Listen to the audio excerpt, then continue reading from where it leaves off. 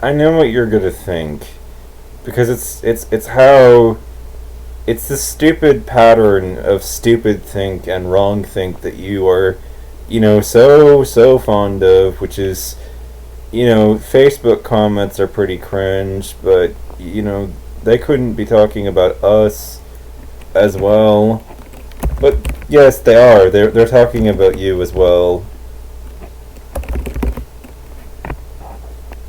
They're talking about you. You know, I mean, they're talking about the kinds of comments that you and your kind leave. I'm done. I'm officially done demonstrating so little self-respect for myself that I would allow you to hurl your abuse at me in the first place or enable you to do it. So I'm officially going comments disabled. I'm done.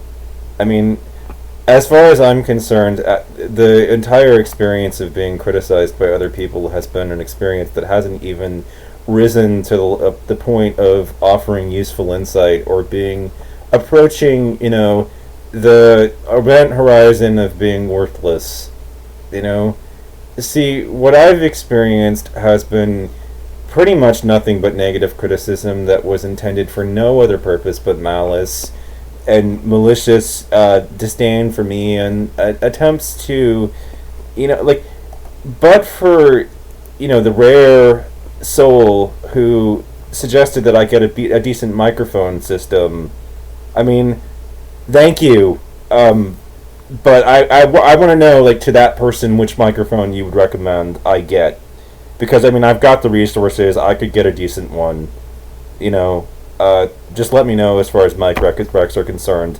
That the volume up and, the way that noise carries on my YouTube station is just fucked up. And, yeah, I totally hear that. But for the most part, what I get in my comments section is not, it's not, comments to the nature of your audio, I just can't hear you, it's not technical questions that I can do something about, or, something that I can actually improve upon or do anything about. Instead, it's I'm a fag and I'm not attractive, so that's why I keep getting rejected by girls other than my fake one in Chicago.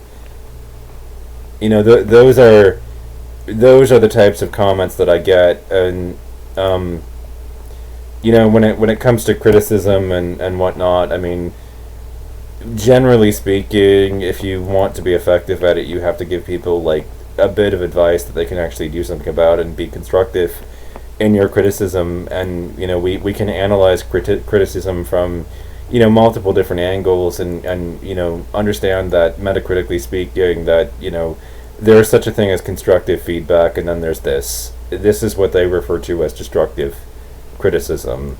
And for the most part, it's 9/10 of what comes in at this station. I have, so when it comes to being critiqued and to the value of outside perspective, I mean, there's this concept when it comes to black holes where the point of the event horizon is like the point of no return, basically, as far as the gravitational pull of something is concerned.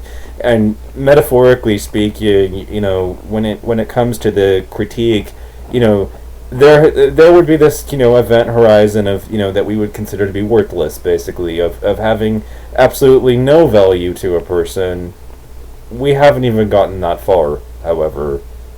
What YouTube has done has hurled abuse. It's given me a headache. It's made me constantly have to basically respond to and hurl my counter criticisms back at it for its bullshit, and to speak my truth about all this stuff. And so my stance is that everybody wants to talk about the marketplace of ideas, and they want to say that daylight is the best disinfectant, but my trouble with all that line of thinking is just look at what our marketplace of ideas actually looks like in the first place.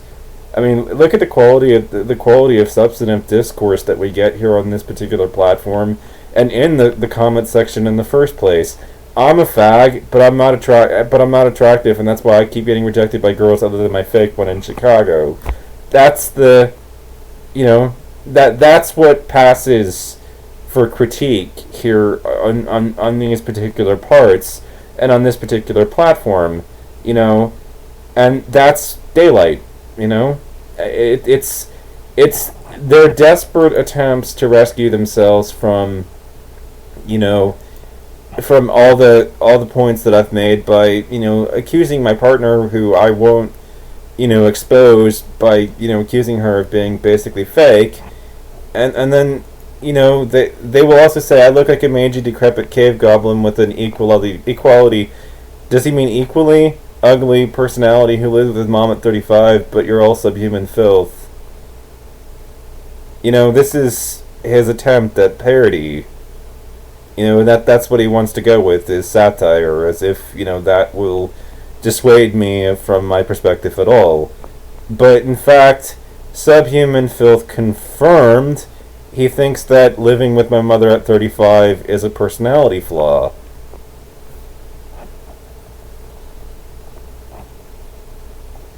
You know, for the most part, what comes in and what I have to deal with when it comes to this particular platform has not been, you know, criticism wise, has not even been worthless. It's been actively destructive to my well-being. It's given me a headache, and it's made me want to hurt people.